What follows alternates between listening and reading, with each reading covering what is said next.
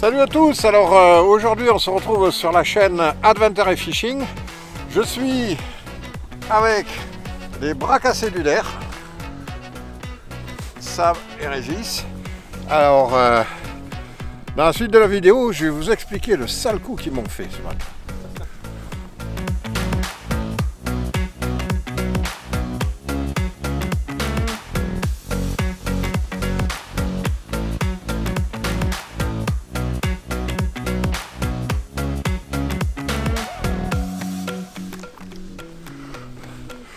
Alors, on se retrouve en plein milieu de l'hiver, on se caille-marie, mais bon, c'est aussi le bon moment pour pêcher les cendres, notamment en vertical, que vous soyez en bateau ou en flotte.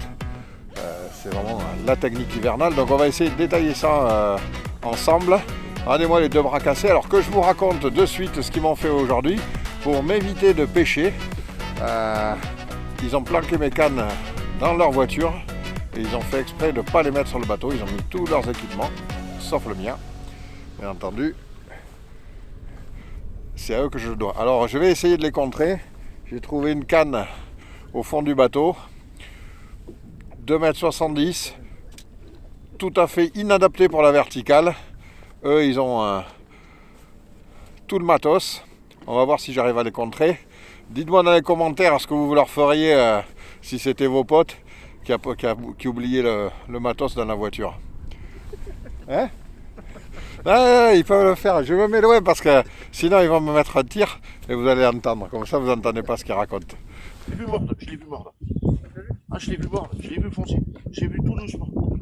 Il revient. Oh putain, ça va. Oh putain. Hein? Ouais. Oh la vache.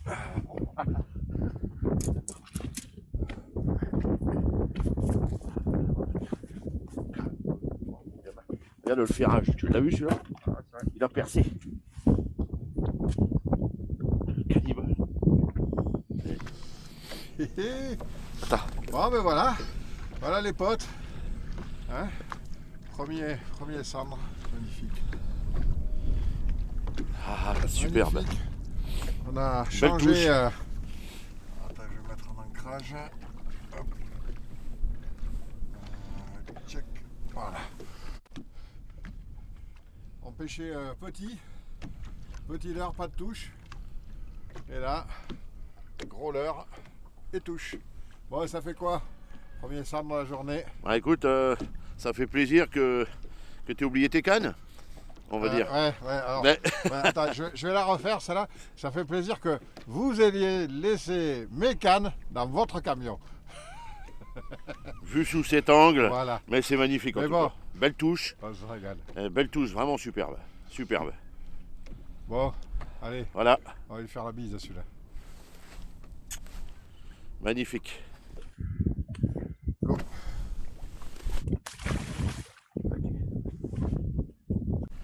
On était avec la live et tout doucement, j'ai vu le poisson vraiment arriver tout doucement sur le fond. Mon leurre était vraiment posé sur le fond et au moment où le poisson est arrivé vraiment très proche, j'ai légèrement décollé, mais vraiment très légèrement décollé et j'ai vu la touche en direct. J'ai vu la touche à l'écran, je la prends physiquement et visuellement et ça c'est extraordinaire. Ça c'est extraordinaire. C'est vraiment une découverte, mais c'est un bonheur indescriptible. Voilà.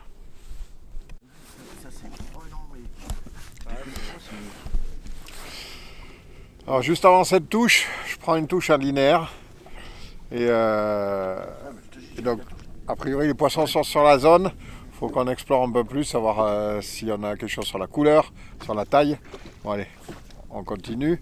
Et vraiment, si vous pêchez en vertical, utilisez que ce soit le 2D ou peu importe la technologie que vous utilisez, mais si vous êtes persuadé d'être sur les poissons, c'est-à-dire que vous les voyez au sondeur et que vous n'avez pas de touche, changez quelque chose. On venait exactement de faire ça. On a attaqué petit avec moi les Bleak Shad. Qu'est-ce que tu avais d'autre toi? Tu avais un One Up, One Up, Bleak Shad dans les 11-12 cm. Et on n'avait pas de touche. Donc on a changé, on a mis plus gros, plus flashy, mais voilà, dès que vous voyez du poisson commencer à changer, vous verrez que ça vous rapportera souvent des surprises. C'est parti.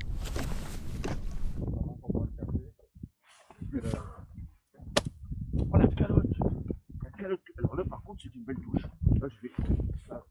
Là. Alors là par contre c'était bien vif là. Tu vois? C'était vraiment la touche là. Hein? Ouais. Ah non, mais là c'était. T'as entendu On vient d'arriver sur le point où tu as fait le poisson tout à l'heure. Et c'est là c'est vraiment. Depuis le début, c'est vraiment la première fois que je vois une touche aussi. Là c'était vraiment. C'est un règle de poisson. Hein? Des poissons. Ah ouais. On est en plein dedans.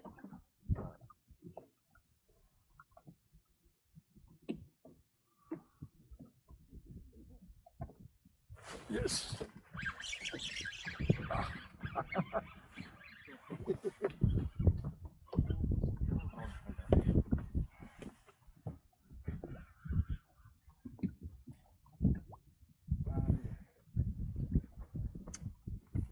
Vu la canne.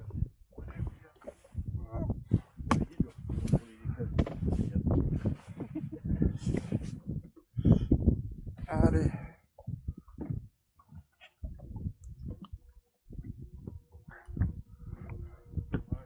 Hop. Tu veux savoir ce que c'est, un poisson?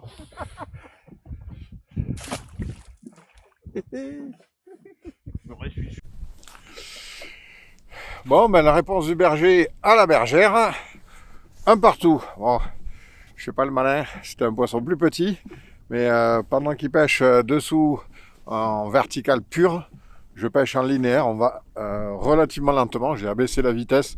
On a essayé de pêcher avec à 1 km/h, aux environs d'1 km/h, ça fonctionnait pas vraiment.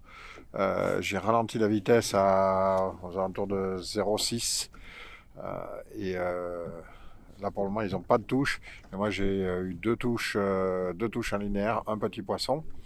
Donc si j'ai un conseil à vous donner, soyez curieux parce que ça peut des fois c'est pas une seule technique qui peut donner, même s'il fait froid et qu'on veut pêcher lentement. Là je pêche on pêche dans 9 mètres, 8-9 mètres d'eau et je pêche avec 15 grammes en linéaire.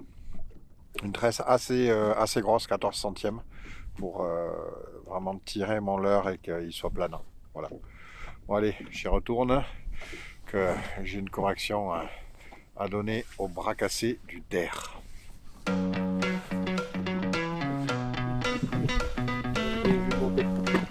T'as vu?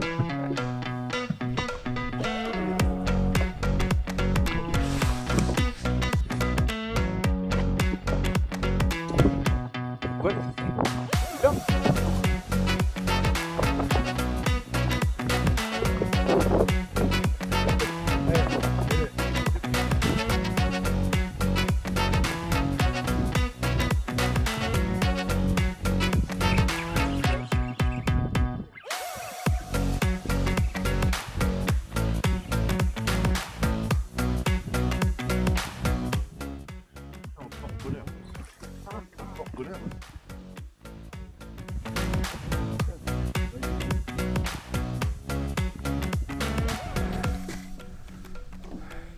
Voilà, Régis vient juste d'avoir une touche.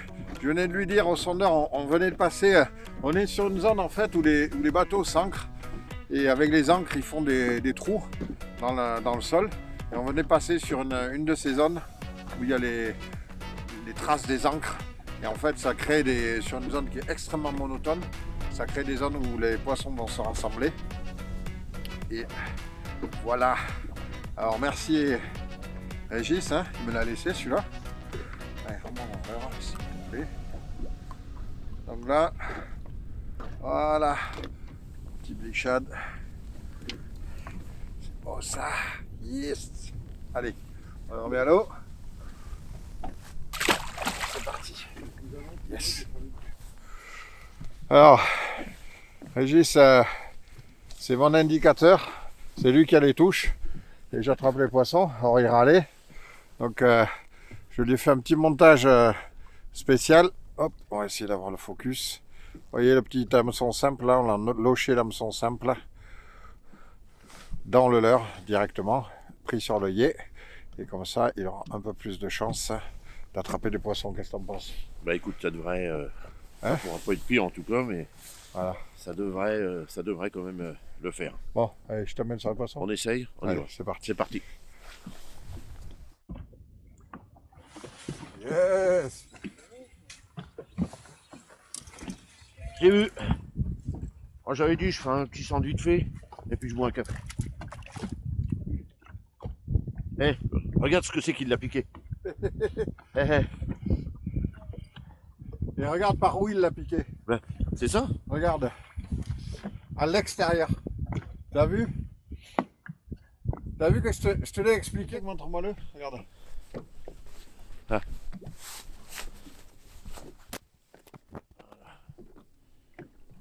Ouais. T'as vu que je t'ai dit qu'ils viennent pousser? Ils viennent pousser en fait. Et si tu mets un triple ou un truc, cette astuce avec le simple, elle est redoutable. Ça c'est vraiment un super truc. La preuve, hein, ça fait plusieurs poissons que je loupe. Et là bizarrement je reprends une touche, je le loupe pas. Ouais. Donc il n'y a pas de hasard.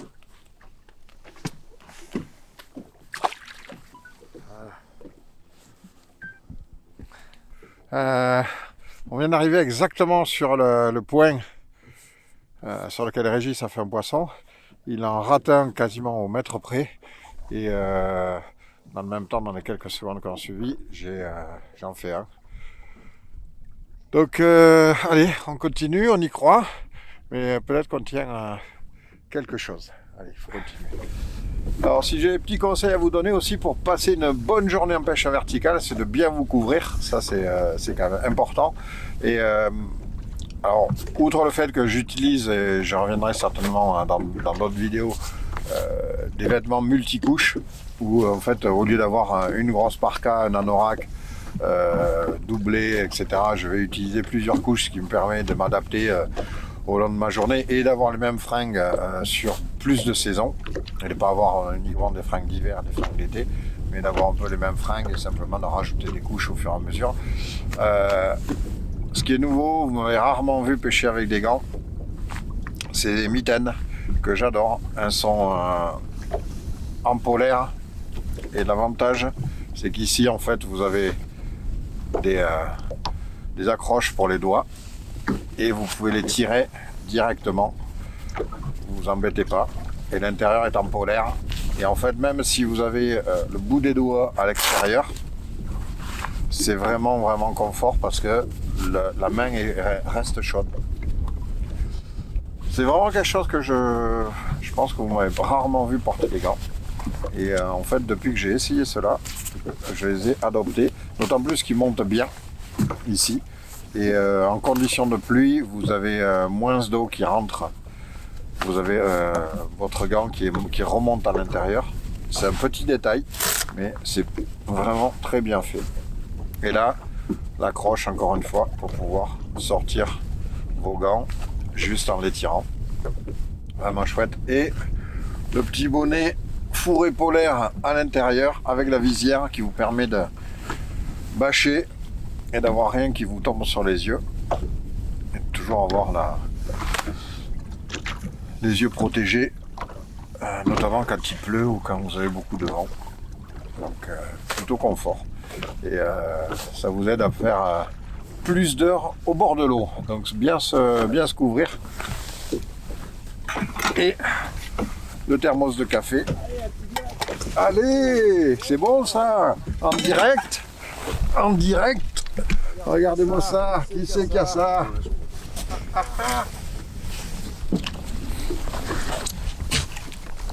C'est bon ça. Hé hé.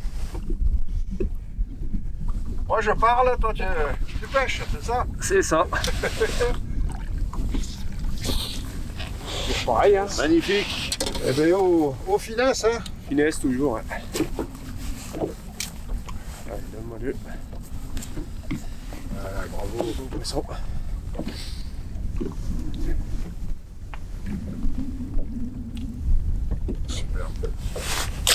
Yes. Bon. J'ai vu la touche dans ton feu.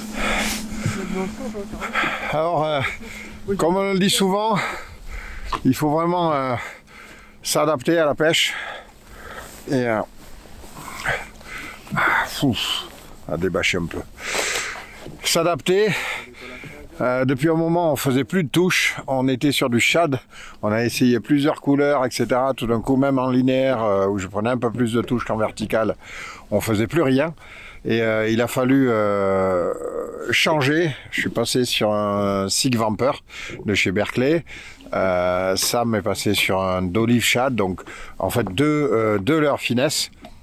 Et de suite, on a eu des touches, des ratés, j'en ai fait un de notre raté, il en a fait un.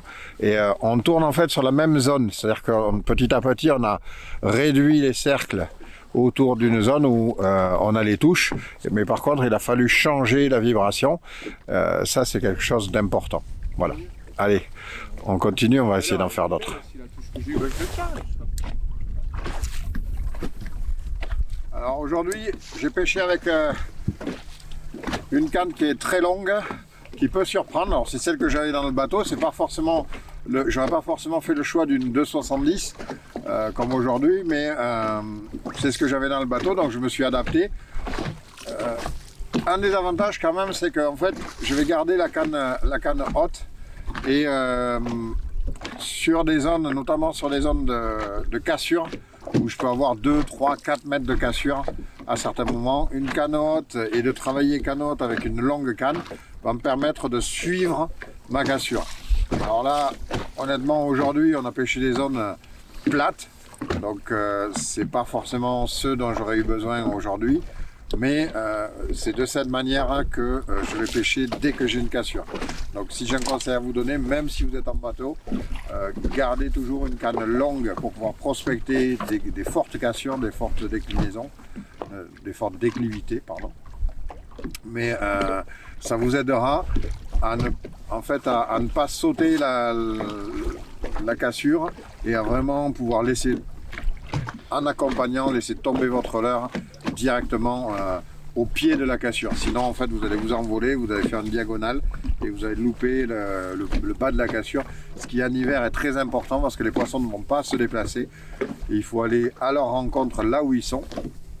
Et ça, c'est très important. Aujourd'hui, on a fait la quasi-totalité des poissons dans un mouchoir de poche. On s'en aperçoit, à chaque fois je marque les poissons, comme ça je sais exactement où ils sont. Et quand vous regardez la carte après, vous voyez qu'en fait on a tourné, retourné. Et en fait, chaque fois qu'on est repassé sur la zone, c'est une zone qui doit faire 20 mètres carrés. La quasi-totalité de nos poissons sont pris là, parce qu'il y a quelque chose au fond qui les retient là et ils ne bougent pas de là. Donc pensez-y en hiver, marquez bien vos poissons au sondeur, revenez-y régulièrement, passez et élargissez un peu la zone autour, mais vous verrez souvent que vous reviendrez au cœur de cette zone et que c'est là que vous aurez les touches. Allez, sur ce, on va changer de poste.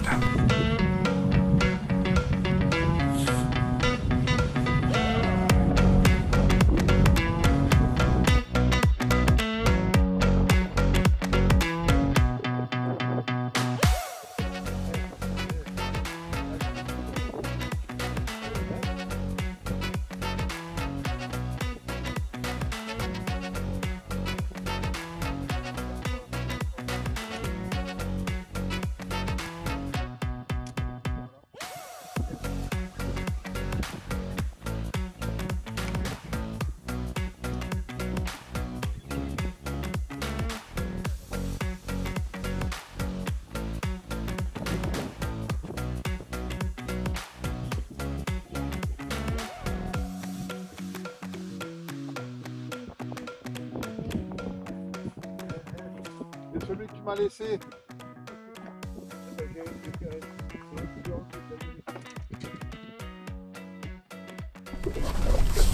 Aïe. Ça va pas te faire mal, hein? C'est les hameçons. Si tu veux, on les coupe, hein? En tirant, en rentrant. Hein, on remettra tout à sa place. On va mettre tout en vrac, on a essayé des tas de trucs là. Mais bon. Bon, ben voilà, on arrive à la fin d'une journée de pêche en verticale, dans le froid. Bon, on s'en est bien sorti. Ouais. Bon, très bien. Qu'est-ce que vous avez tiré de cette journée? Alors, franchement, que du bonheur. Ouais. J'ai Grosse appris journée vachement, découverte aussi. Ouais. Pour vous? Ouais, nous on découvre vraiment la verticale en fait, les sondeurs, comment interpréter, peu d'animation.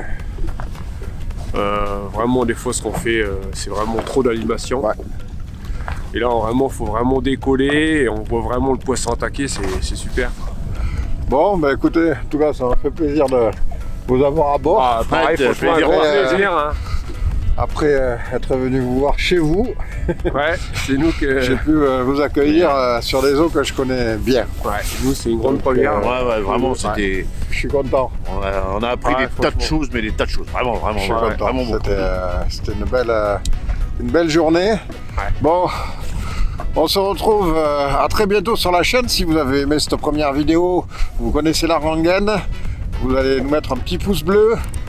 Vous pensez à vous abonner, à activer la cloche pour les prochaines vidéos. Elles ne manqueront pas d'arriver. Je vais en faire, si je tiens la cadence, 2 par mois. On se dit à très bientôt au bord de l'eau. Ciao, ciao. Ciao. Ciao.